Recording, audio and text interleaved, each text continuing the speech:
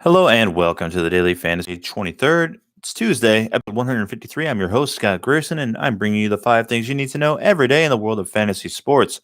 Today, that includes a great matchup and a not so good one in Major League Baseball. And we have some injuries to talk about in the NFL, along with we're going to talk top defenses today as well and how they affect the running back position. So we'll get to all that after a word from our sponsor, www.mathradio.com, where you can pick up an online math course for as little as $9.99 to help your kids get better grades in school, score higher on exams, and even get into college. We have courses for kids from ages 7 through 17. So don't delay. Go to mathradio.com today to pick up an online math course and help your child become a math superstar. www.mathradio.com. Okay, the Atlanta Falcons are already starting off this offseason with a major injury to their defense. Their defense was often injured and not particularly good last year. So they finished, second to last in DVOA? And already safety Wilcox has torn his ACL. So this is not good for them. They were expecting to be better on defense just because of the health regression. Well, this is not a very good start. They spent a lot of their draft capital and offseason free agency money on the offensive line. Didn't do a lot of on their defense, hoping that they would be healthier and therefore better this year. It doesn't look like that's going to be the case. I don't think anybody was owning the Falcons defense in fantasy anyway, but this should give a boost to the offense.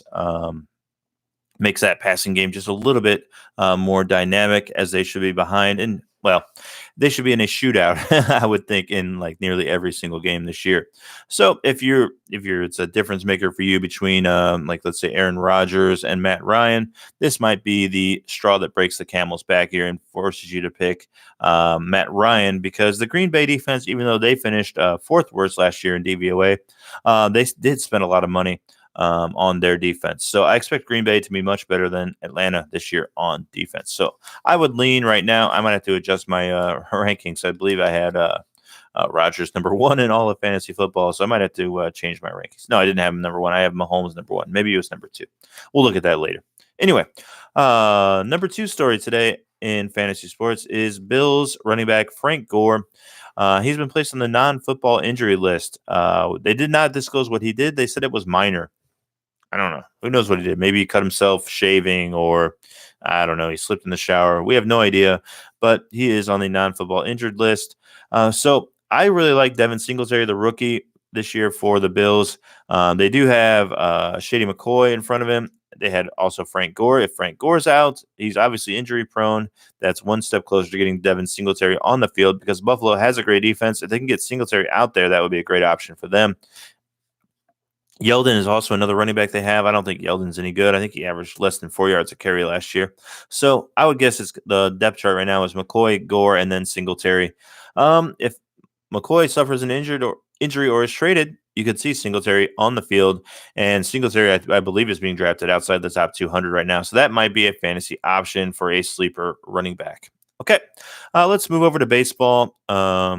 The Yankees and Twins matchup today is the top-rated matchup as far as offense goes, according to Las Vegas.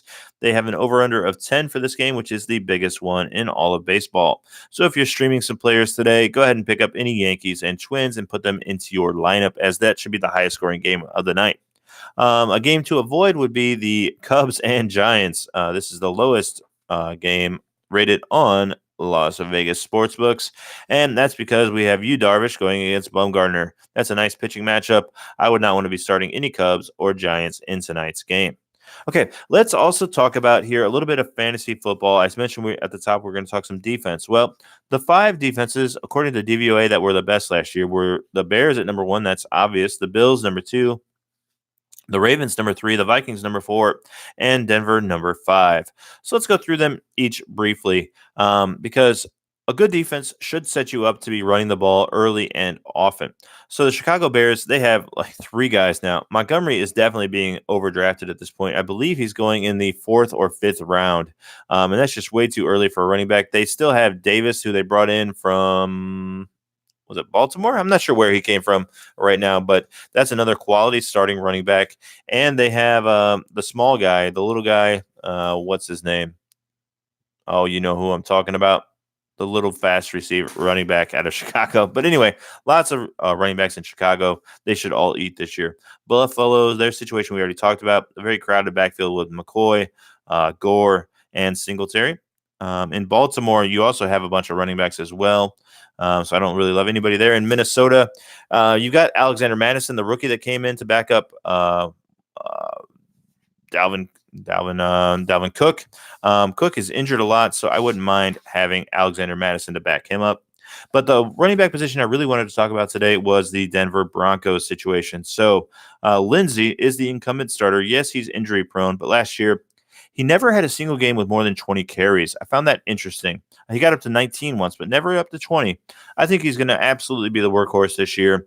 They've got Flacco under the quarterback, so I think this team is all going to be all about defense, all about the play action pass, and all about the running game. I think if Lindsey can stay healthy, he will be a top 5 fantasy running back this year. He averaged 5.4 yards a carry and 6.9 yards a reception. Now, he only had 35 catches. I think he might even get more than that this year. Maybe he goes up to 45 or even 50. And the problem in Denver is there is no backup.